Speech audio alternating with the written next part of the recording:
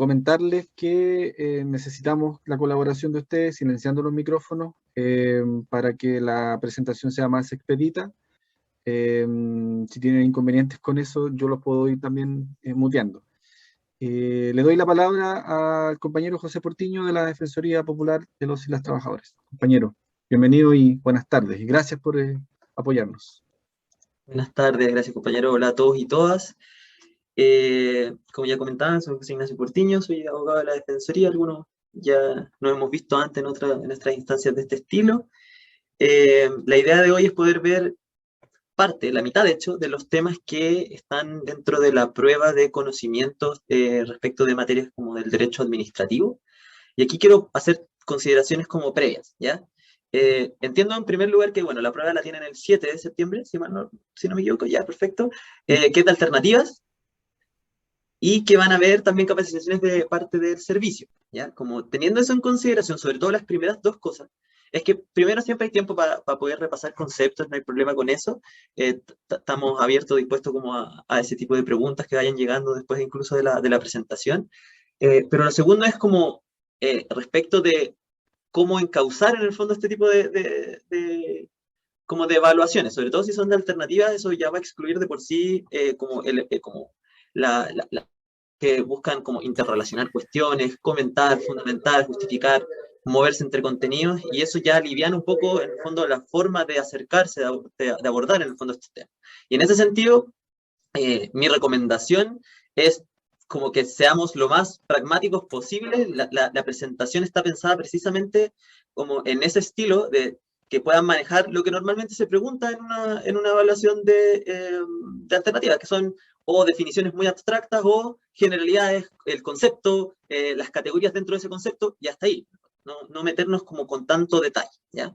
Porque de hecho solo eso no. Primero porque ya así es mucha materia, porque se abordan muchos institutos o instituciones de el derecho administrativo, pero, y por qué, perdón, no nos mareamos así, y dos, creo que ya así es mucha materia, así que sin más, y contradiciéndome completamente con lo que estoy diciendo, lo que les dije recién, me gustaría igual dar una pincelada como general de dónde estamos, para como ir bajando en el fondo y que quede clarito dónde estamos. Estamos en el derecho administrativo, ¿cierto? Y el derecho administrativo, como está definido ahí, un conjunto de normas y principios que regula del derecho público, ¿cierto? Que regula la organización, el funcionamiento de la administración pública, las relaciones entre estos órganos de la administración y además entre alguno de estos y los particulares administrados. ¿Y qué regula, como esto a grandes rasgos, ¿cierto?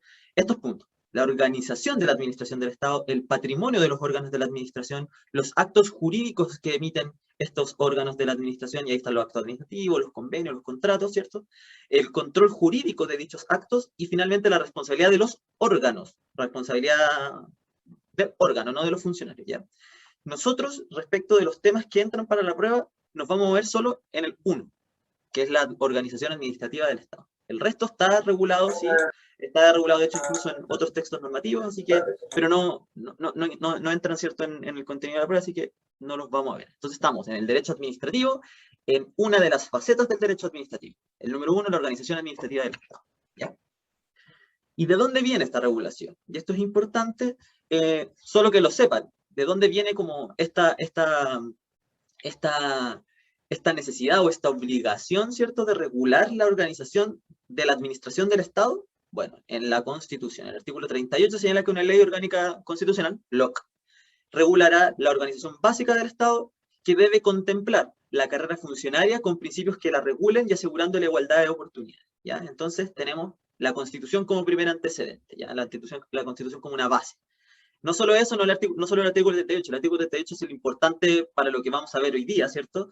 Pero también tienen, sí, es que les interesa esto, creo que no va a ser materia de la prueba, así como poniéndome más estricto, pero obviamente la Constitución contempla otras cuestiones tan o más importantes, ¿cierto? Establece quién es el jefe de la administración, el presidente, y establece, ¿cierto?, cuestiones respecto de la administración del Estado también se establecen en la Constitución, pero en lo que nos interesa, artículo 38, dice: yo no lo voy a regular acá en la Constitución, porque si no quedaría muy larga, lo derivo a una ley orgánica constitucional. ¿Y cuál es esa ley orgánica constitucional? La Ley Orgánica Constitucional de Bases Generales de la Administración del Estado, en sus siglas LOC-BGAE o la ley 18.575, ¿ya? Que establece quiénes constituyen la administración, ¿cierto? Los principios que rigen la administración, y esto es importante, si bien probablemente tampoco entre en la materia, no se establecía de esa forma, sí es importante que ustedes manejen cuáles son los principios que rigen la administración. La legalidad, obviamente, los actos primero, los órganos de la administración del Estado, ¿cierto? Actúan preinvestidura de sus funciones y además dentro del marco de la ley y la Constitución, ¿cierto? La jerarquía, la administración del Estado establece una estructura jerarquizada, ¿cierto? La dignidad, la administración del Estado está al servicio de la persona, que es un cambio que hubo hace poquito, relativamente nuevo, en el fondo, en cómo entender a la administración. La probidad, ustedes, bueno, ¿quién más que ustedes la conocen, en el fondo, la probidad como principio, este correcto actuar, ¿cierto? La preeminencia del interés general por sobre el particular, etcétera, etcétera. La responsabilidad administrativa en sus tres fases, ¿cierto? La de responsabilidad penal que le pueda surgir, la responsabilidad administrativa y la responsabilidad civil, la eficiencia y la eficacia, el impulso de oficio en los procedimientos y la transparencia, entre otros. Ojo, aquí destaqué algunos de los importantes. No es necesario que los manejen, pero sí me interesaba agregar eso, ¿ya? Porque acá están los principios, para que lo tengan claro. Hay algunas remisiones de ciertos principios, por ejemplo, ustedes desde ya lo pueden saber, ¿cierto? La probidad también está en el Estatuto Administrativo, pero las bases están de los principios que rigen a toda la administración, están en esta Ley Orgánica General de Base, ¿ya? Y además, en lo que también nos importa, entonces vamos bajando de la Constitución a la Ley Orgánica de Base, y ahora la misma Ley Orgánica de Base nos dice, una ley va a regular al personal de la administración del Estado y la carrera funcionaria, ¿ya? Pero no solo la remite a la ley como la Constitución, que dice como que se consagre, ¿cierto? Sino que además dice, tiene que contemplar al menos el ingreso, ¿cierto? Los deberes, los derechos, la responsabilidad administrativa de los funcionarios y la cesación en la función. Entonces, nos establece ya como un marco que tiene que cumplirse después en esa derivación a la ley. Un poquito lo que ustedes pueden tener un ejemplo más concreto, más cercano, a propósito del mismo encasillamiento, ¿cierto? Está la ley que crea el ministerio, que la vieron, entiendo, el martes, ¿cierto? Y en la ley del ministerio, al final, en unos artículos transitorios, dice, oye, vamos a regular lo de las plantas, pero no lo vamos a regular acá. Hágase expídase el decreto, y ahí está el decreto 35, ¿cierto? Pero ese decreto sí o sí tiene que contemplar ciertas cuestiones, ¿cierto? Y ahí están algunos criterios, ¿cierto? De evaluación, entre otras cosas, ¿ya? Es la misma idea, hay una delegación de la Ley Orgánica Constitucional, ¿cierto? Que es una ley de mayor rango, porque necesita mayor quórum para su aprobación, a una ley, ¿ya? Perdón, y de todas formas es importante, tampoco para la prueba, pero es importante que ustedes también lo manejen, que las normas sobre carrera funcionaria, si bien están en el Estatuto Administrativo y ahí se tratan, y probablemente cuando las pasen en el repaso, en la capacitación con el servicio, las nombren a propósito del Estatuto Administrativo, de todas formas hay normas sobre carrera en la ley orgánica. Igual hay como un respaldo, ¿ya? Pero es casi una transición, son idénticas, ¿ya? Pero para que lo tengan en consideración. Llegamos al Estatuto Administrativo, ¿cierto? Que, de acuerdo a la Ley Orgánica Constitucional, nos dice, regule, ¿cierto? Esta majamama, regule este personal, ¿cierto? Y la carrera administrativa. Y esta contiene, ¿se escucha mal?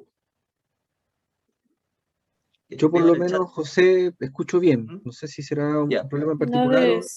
No debe ser ya, otra persona. perdón, lo vi por el chat. Se ya. escucha bien. Ya. Ya, perfecto. Gracias.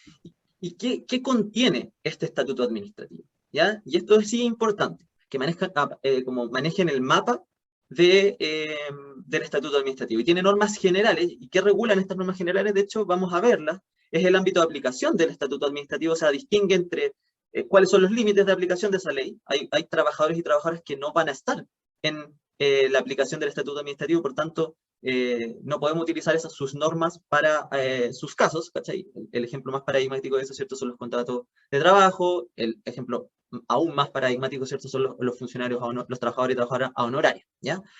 Pero eso están las normas generales, el ámbito de aplicación. Además están las definiciones, nos van a definir todas las figuras, ¿cierto? Que están que después se van a ir utilizando, y además están los requisitos de ingreso, ¿ya?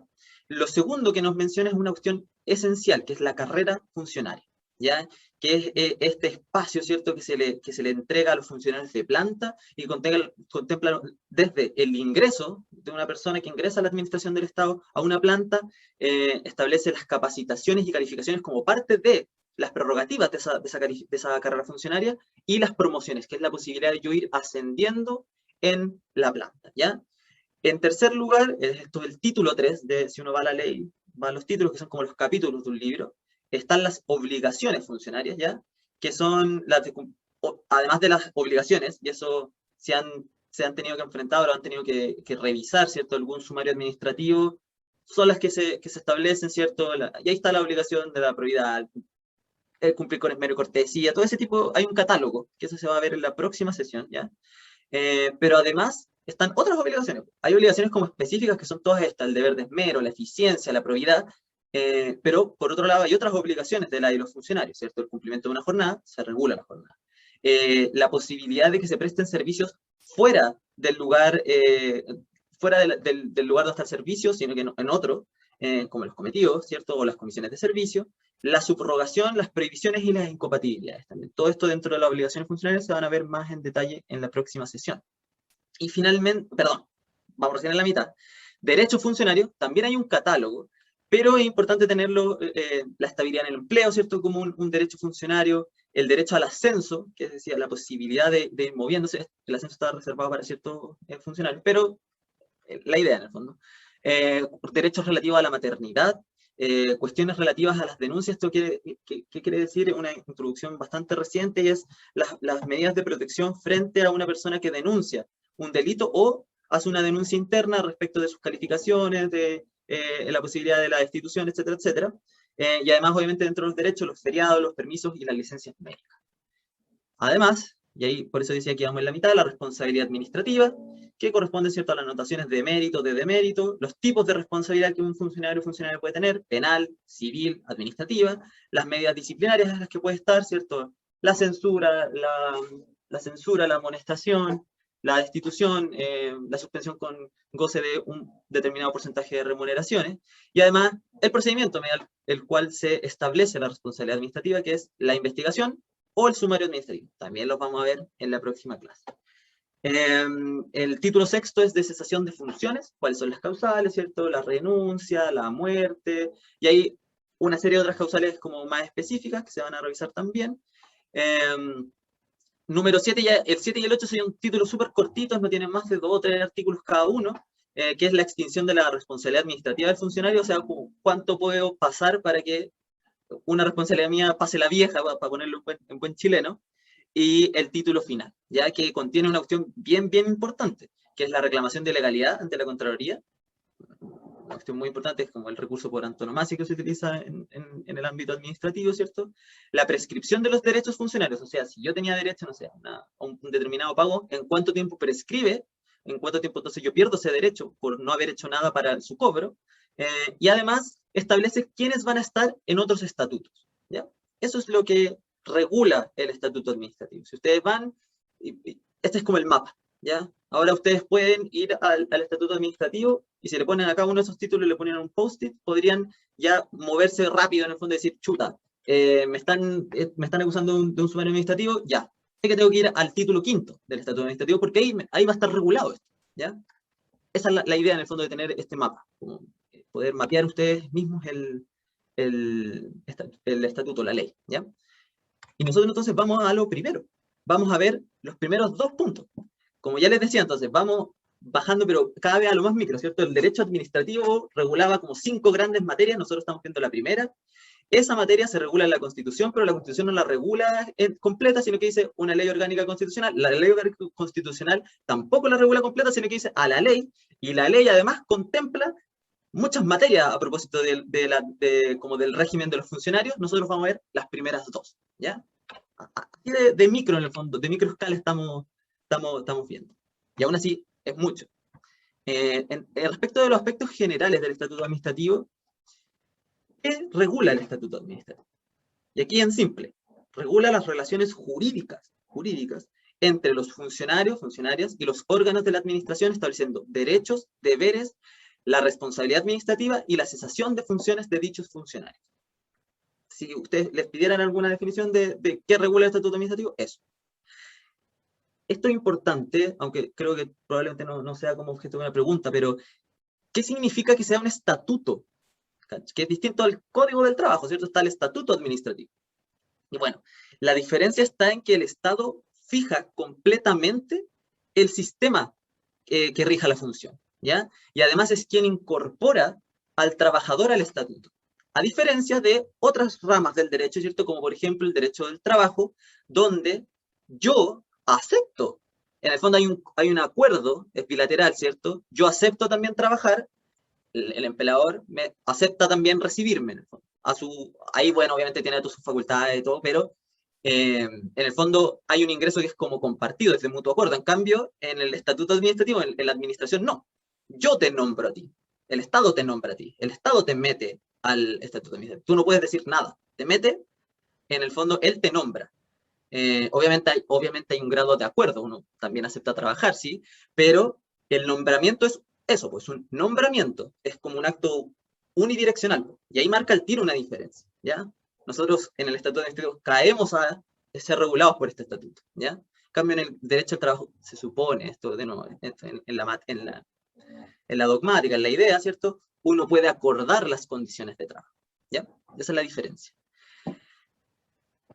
Ya que nombré al Código del Trabajo, ¿cierto? ¿Qué tiene que pintar el Código del Trabajo acá? Bueno, es importante porque el Código del Trabajo sí se aplica de forma supletoria, o sea, a falta de una norma que regule alguna materia en el estatuto administrativo, podemos aplicar el Código del Trabajo. O sea, primer requisito, no tiene que estar regulado en el estatuto administrativo. Yo no podría decir, mi jornada es de 45 horas semanales porque el Código del Trabajo lo dice. No, porque la jornada sí está regulada en el estatuto administrativo, por ejemplo. Entonces, tiene que haber una ausencia de norma para que aplique el Código del Trabajo.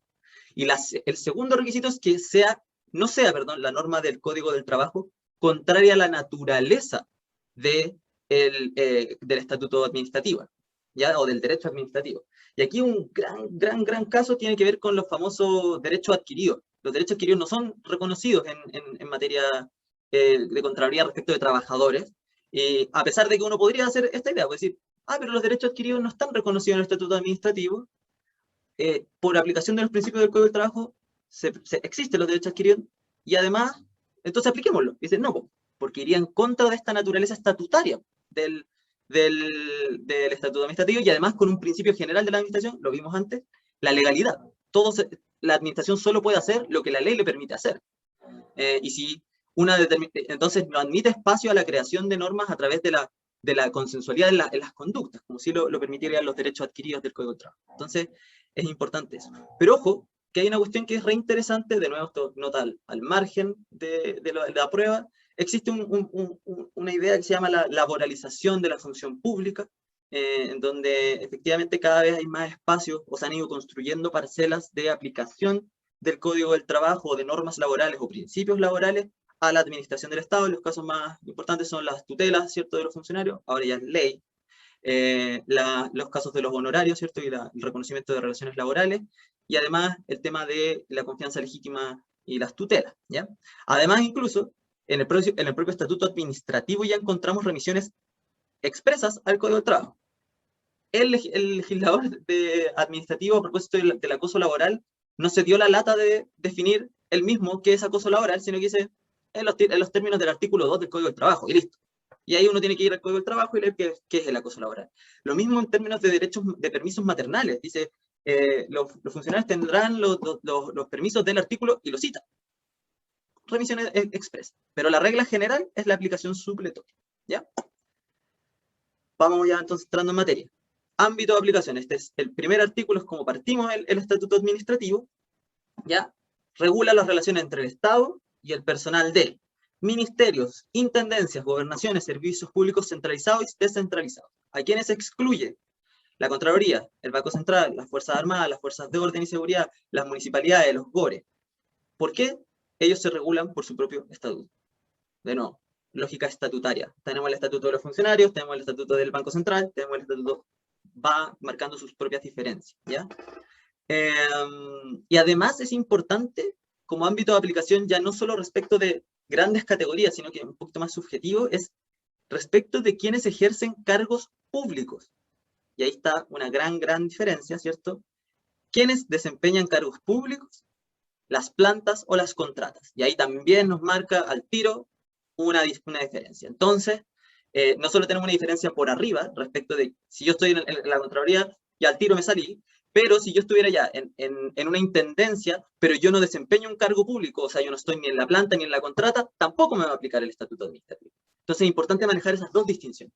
Entonces, eso, antes de entrar a hablar de cualquier otra cosa, está punto uno, o sea, uno entra al estatuto administrativo y ya tiene una puerta en el fondo, que solo se puede abrir si uno es de estos servicios al principio y si uno desempeña la función o cargo que se señalan ahí, ¿ya? Ya. ¿Qué es la planta? Y esto es importante porque está todo definido en el estatuto administrativo. En ese sentido es bien, a diferencia de otras normas, ¿cierto? Bien didáctico, lo pongo entre muchas comillas porque no es tan didáctico, pero por lo menos hace el trabajo de hacer esa definición. Y que un cargo de planta es aquel que cubre un cargo permanente asignado en la ley para el servicio. Entonces la ley establece una planta. Ustedes, mejor que nadie lo saben, a través del proceso que están viviendo, aunque es distinto, pero se crea el ministerio y el ministerio por esa ley crea ciertas plantas, ¿ya? Quien ocupa un cargo permanente en esa planta asignada por ley es un funcionario de planta. Listo, es una definición funcional, ¿ya? Las plantas se pueden dividir en distintas como distinciones, categorías, ¿ya? Hay plantas que son de confianza exclusiva y hay plantas de carrera, ¿ya? Las plantas de carrera son los que entran a la carrera funcionaria, o sea, tienen derecho a la carrera funcionaria y se instalan en un determinado escalafón, que están en un determinado grado, ¿cierto? Y van avanzando en ese determinado grado de su planta, ¿cierto? Que puede ser de carácter administrativo, auxiliar, profesional, ¿ya? Son los funcionarios, es que lo dice muy bien el nombre, de carrera, ¿ya? Entran y van subiendo, se supone, van avanzando en el escalafón, ¿ya? A través de mecanismos que vamos a ver, de hecho, en esta misma sesión. Pero por otro lado, están también una serie de cargos de planta, pero que son de confianza exclusiva, y por tanto ellos ya no están en el escalafón, no tienen derecho a la carrera funcionaria. ¿Por qué? Porque están sujetos a que se ingresan a esa planta o pueden ser removidos a esa planta por pura, en el fondo, disposición del presidente o de la autoridad. Así de simple, ¿ya? Entonces, los funcionarios, en el fondo, que entren a una planta, o sea, que sean funcionarios de planta, van a tener derecho a carrera funcionaria. ¿Ya? Entiendo que ustedes van a ingresar a ciertas plantas, van a estar ubicados en un escalafón y van a tener, por tanto, carrera funcionaria porque ustedes no están sujetos a la designación y remoción del presidente. ¿Ya? Ustedes van a ser trabajadores de planta como con todas las de la ley. ¿Ya? Pero además de esta planta, además de distinguir entre los funcionarios de carrera y los funcionarios de confianza exclusiva, tenemos que distinguir que uno puede estar en la planta, pero de distintas formas. ¿Ya? Uno puede estar titular, como suena el nombre, como en el fútbol en el fondo, ¿cierto? Que había un cargo vacante, como las que habían ahora, y pasan a ocuparlos en propiedad. O sea, tienen propiedad sobre esa vacancia, y ustedes ahora la ocupan, ¿ya? Ustedes son titulares de esa planta. También pueden ser suplentes. ¿Qué quiere decir eso?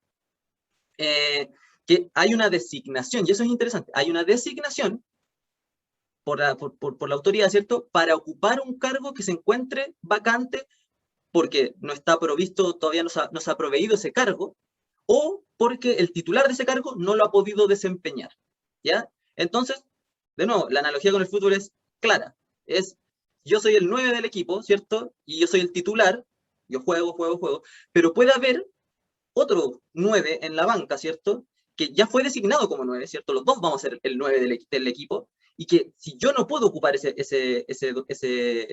espacio, ¿cierto? O, por ejemplo, me vendieron y están buscando el verdadero 9, puede jugar por mientras. ¿Ya? Esa es la idea de un suplente. Y por otro lado está el subrogante, que es que el arquero que le tocó, en caso de algún impedimento del 9, ¿cierto?, tener que entrar a jugar. Ese no está definido en la ley, en el fondo. No me designaron como subrogante. La subrogancia ocurrió automáticamente. No teníamos más, el entrenador echa mano a lo que tiene, ya. Para adentro nomás el arquero, ¿cierto? Y empieza a jugar. De nuevo, la suplencia es designada a través de un acto. Ya.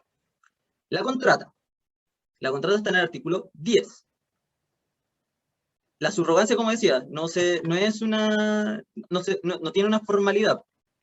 De nuevo, es un caso que opera por la ley, como el desempeño de la función, como le decía. Porque, de nuevo, se designan titulares y suplentes. Hay una designación por la autoridad, ¿ya? Y la subrogancia opera solo por la ley. De nuevo, es como decir, la analogía de nuevo sirve mucho para eso. Estaba el titular, estaba el 9 titular, estaba el 9 de la banca, ninguno de los dos pudo, tiene que entrar el que sea, y va a entrar. Eso opera por ley, ¿ya? Esa es como la idea. Obviamente esto se puede materializar a través de actos administrativos, pero la idea es que opera, el mecanismo de la subrogancia opera por ley. Está establecido así. Así está pensado el mecanismo en el estatuto administrativo, que opera así como de una. La contrata. La contrata, a diferencia de la planta, ¿cierto? Es de carácter transitorio. Los que, bueno, todos ustedes en realidad, por los que estamos aquí en este proceso de encasillamiento, estaban en Disculpa, José, ¿te puedo interrumpir un poquito? Sí. Lo que pasa es que por la consulta de la subrogancia, lo que pasa es que en nuestro servicio se generan también actos administrativos como resoluciones para designar las subrogancias. Lo establecen algunos antes directores, ahora son seremios, o sea, que iguales van a hacer la subrogancia, y a veces no necesariamente es como el grado que sigue o la antigüedad, sino que lo designa el propio seremio. Entonces, quizás por ahí se confunde como la suplencia, porque de suplencia sí. no tenemos solo subrogantes. Ah, no tienen suplencia, ya. Claro. Entonces entiendo que puede haber esa diferencia, pero claro, uno tiene o propiedad sobre su planta o queda como designado también, como nombrado, pero como suplente. O sea, es una calidad jurídica que uno tiene. Soy planta suplente. No es que soy la contrata y no sé, el que está de planta se tuvo que, no sé, tuvo una licencia o algo así, y me hacen generar o sea, como desempeñar esas funciones. ¿Cachai? Bueno, ahí Gonzalo señala que sí tiene suplente, pero de nuevo, no nos quedemos probablemente no les pregunten en ese detalle. Lo que sí tienen que saber es como la diferencia entre la suplencia y la subrogancia. Y eso me parece que es importante, y a propósito de las preguntas, estoy de acuerdo como en seguir como enfatizando. La diferencia está en que la suplencia es nombrada como no es la propiedad sobre el cargo de planta, porque yo no lo tengo, ¿cierto? Porque puedo, de hecho, incluso ser suplente de un cargo que esté vacante. O sea, la planta, grado no sé cuánto del escalafón profesional, está vacante. La van a ir a buscar en algún momento y de todas formas, yo soy suplente de esa. Puede sonar extraño, ¿cierto? Pero en el fondo es como una calidad jurídica de mi planta. Yo también soy planta, pero suplente, ¿ya? En cambio, la subrogancia opera solo por el Ministerio de la Ley. Me pasan a cumplir ciertas funciones cuando ni el titular ni el suplente puedan prestar esos servicios. ¿Ya? Pero manejar eso, que existen estas tres calidades. No más que eso. Contratas. Es un cargo transitorio. Duran hasta el 31 de diciembre, ¿cierto? Salvo que opere una prórroga propuesta con 30 días de anticipación, ¿cierto? No tienen derecho a la carrera funcionaria. ¿Por qué? Porque la carrera funcionaria tiene que ver con esta idea de ir progresando y de ir avanzando. Es una cuestión permanente, ¿cierto? Que entrega la ley o que tiene pensada de la función pública, ¿cierto? En cambio, eso choca, perdón, directamente con la contrata, que es de carácter transitorio, ¿ya? Y aquí sí es importante porque de repente el servicio sí lo señala, lo pone como algo importante, esta idea de la confianza legítima, ¿ya? ¿Qué es la confianza legítima? La confianza legítima es una idea, está relacionada con el principio de la buena fe, que es que en una relación, si yo realizo actos, ¿cierto?, que van en una cierta línea, no puedo intempestivamente deshacerme de esos actos y cambiar. Entonces, yo no puedo hacer cada vez que tú, no sé, estábamos, no sé, desarrollando un contrato, y yo decirte de un día para otro, no, perdón, tenemos una conducta que está permitida siempre, en donde yo siempre te dejo las cosas el día 30. No puedo de la nada decir, ¿sabes que te la puedo dejar el día 5? ¿Por qué? Porque estoy contraviniendo mis propias conductas anteriores y eso vulnera la buena fe, que es el cumplimiento como de las obligaciones de la mejor forma, ¿ya? Entonces, esto se ha traspasado al derecho administrativo, ¿ya? Y en muchos otros aspectos. De hecho, la confianza legítima existe hace mucho tiempo como idea en la administración y la Contraloría la utiliza hace harto tiempo, pero para otras materias. Ahora último, 10 años en el fondo, se ha llevado, se ha traspasado a la idea de la no renovación de las contratas y los términos anticipados, señalando que las sucesivas renovaciones, al menos 2, ¿cierto?, generan en el funcionario o funcionaria la expectativa legítima de que se va a seguir prorrogando o renovando ese vínculo. Por tanto, y la bajada concreta que tira la Contraloría en el fondo es que si yo quiero como administración cambiar esa conducta, o sea, de renovar, a no renovar o a terminar anticipadamente, requiere de una fundamentación, ¿ya? Eso es básicamente la confianza legítima. Para ponerlo súper simple, es una exigencia de fundamentación de los actos administrativos basados de nuevo en la expectativa legítima que tiene el funcionario de una sucesiva renovación, cuando ya se ha dado varias veces. Es nada más que eso, ¿ya? No les confiere lamentablemente inamovilidad, no les confiere la obligatoriedad de la renovación, sino que es la necesidad o la exigencia de fundamentar el acto administrativo cuando decide tomar la determinación de no renovar o terminar anticipadamente el vínculo, ¿ya? Como les comentaba, no tienen carrera funcionaria porque esta idea de la transitoriedad del cargo choca con la idea misma de carrera funcionaria, que es una cuestión de largo. Ustedes, hay que pensar que es chistoso como que estemos en un servicio público, ¿cierto? Y decirles como, hay que pensar en la carrera funcionaria antigua, como del funcionario que hacía toda su carrera, hacer carrera, esa idea, esa noción de hacer carrera en el servicio, que hoy día está tan perdida. Bueno, ustedes van a ser parte de eso, y es bacán, pero claro, como que hace poco no era tan entendido, en el fondo.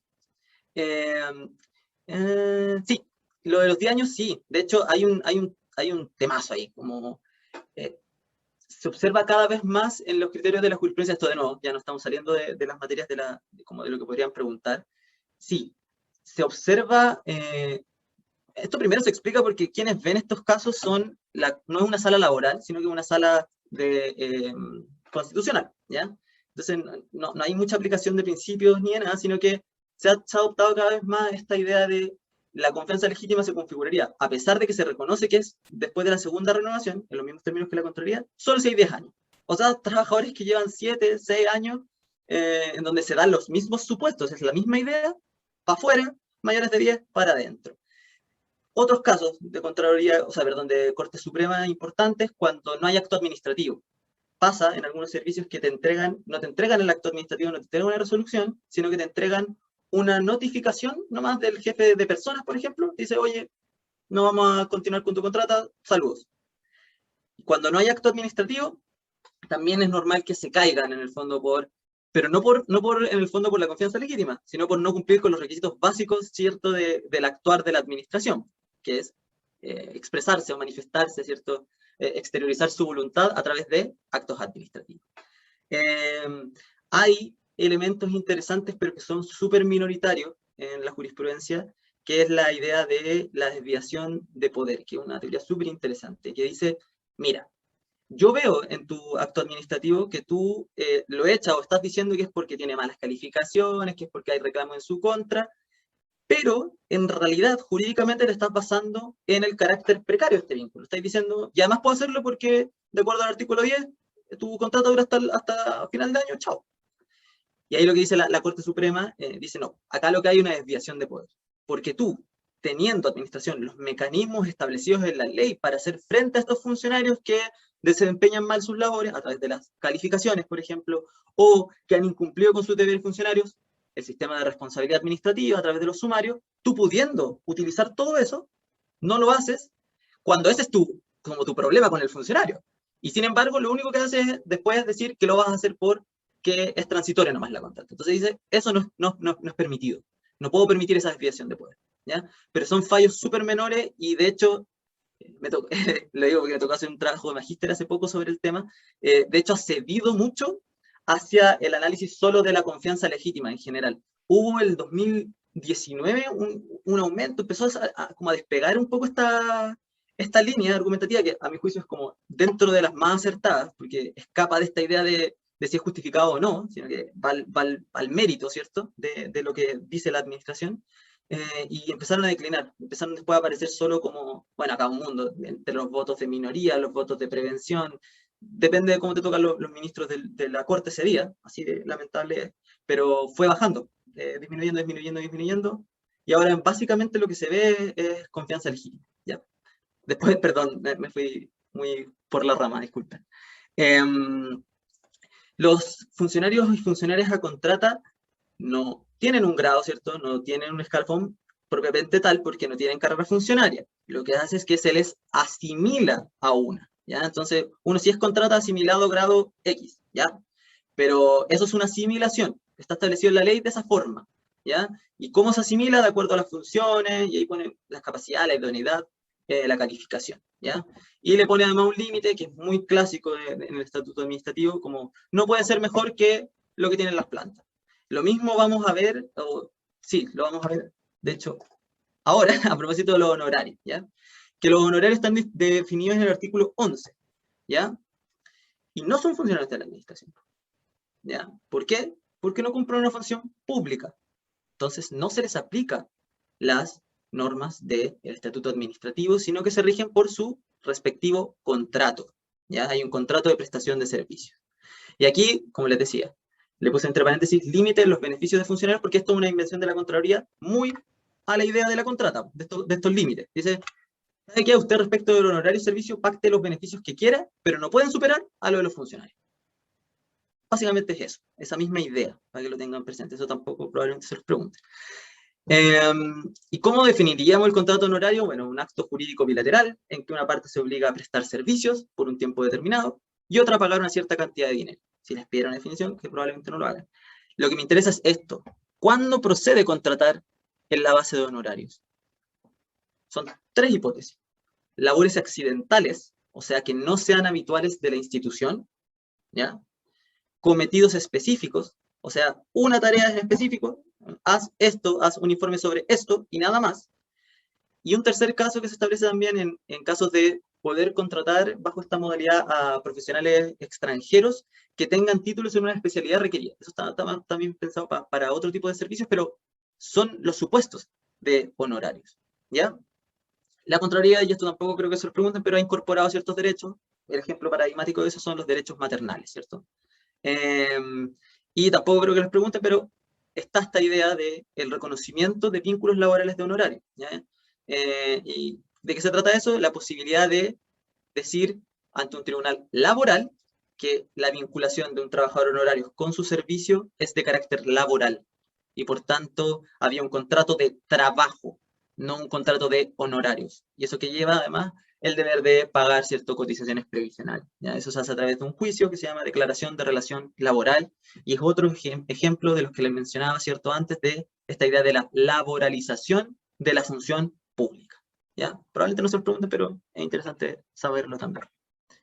Hay otra figura, y esta sí creo que no se las preguntan Nica, los agentes públicos, que es una modalidad de los contratos honorarios, que es un chiste, se definen por ley, en específico en las glosas de la ley de presupuesto, pero son funcionarios que realizan una labor a nombre del Estado. ¿Son contratos honorarios?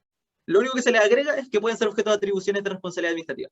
Eso es, un agente público es una persona a honorario, o sea, está fuera de todo, salvo de la responsabilidad administrativa. Eso es un agente público, ¿ya? Funcionarios de hecho, otra categoría que tampoco tiene tanto sentido, pero ojo con que puede tener aplicación en el caso del encasillamiento, ¿cierto?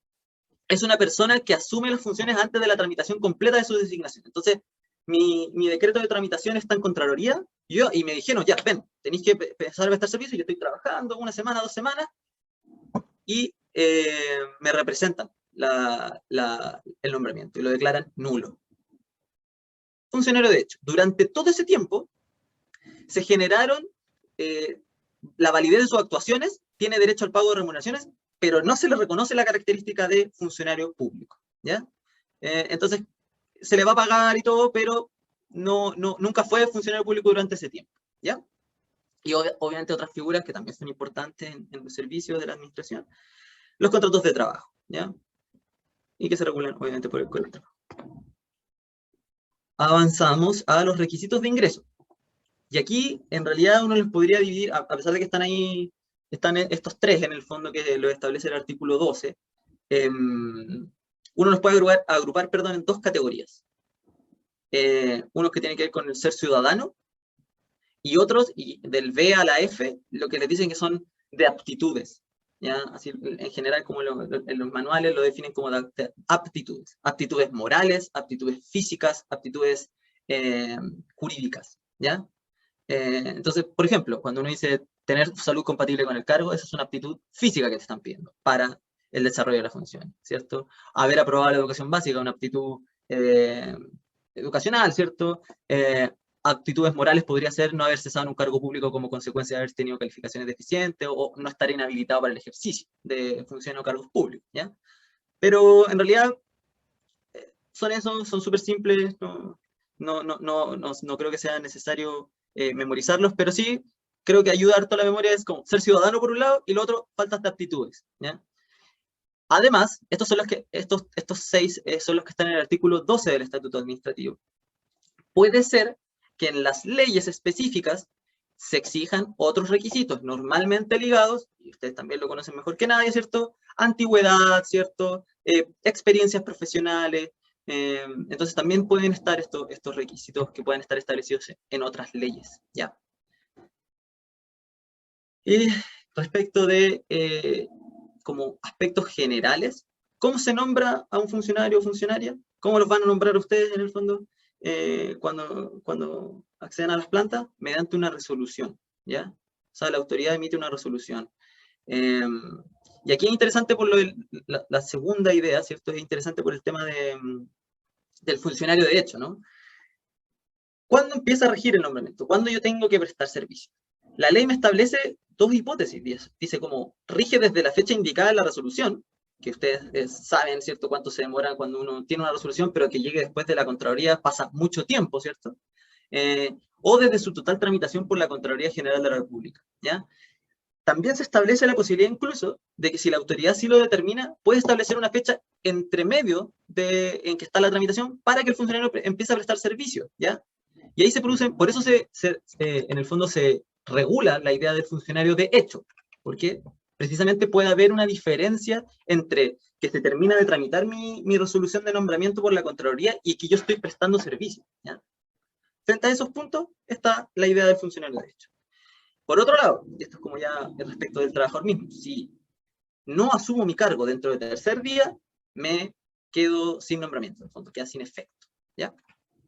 Esos son los aspectos generales de la administración, ¿cierto? De nuevo, que regula, qué naturaleza tiene, naturaleza estatutaria, a quienes rigen, cuáles son los ámbitos, ¿cierto? Ciertos servicios, ciertas funciones, la función de cargos públicos, el desempeño de cargos públicos, vimos quién eran las plantas, que pueden ser de confianza exclusiva, de carrera, pueden ser titulares, suplentes, subrogantes, vimos las contratas, por otro lado, a diferencia de la planta, ¿cierto?, es transitoria, ¿cierto? Vimos lo de confianza legítima, sabemos que la contrata no tiene carrera funcionaria, que se la asimila al grado. Vimos los honorarios, también no se aplica el estatuto administrativo respecto de ellos, ¿cierto?, sino que se rigen por su contrato de prestación de servicio. Sabemos cuáles son las causales en que procede. Y vimos otras figuras del agente público, los contratados por el Código del Trabajo, perdón, y los funcionarios de hecho.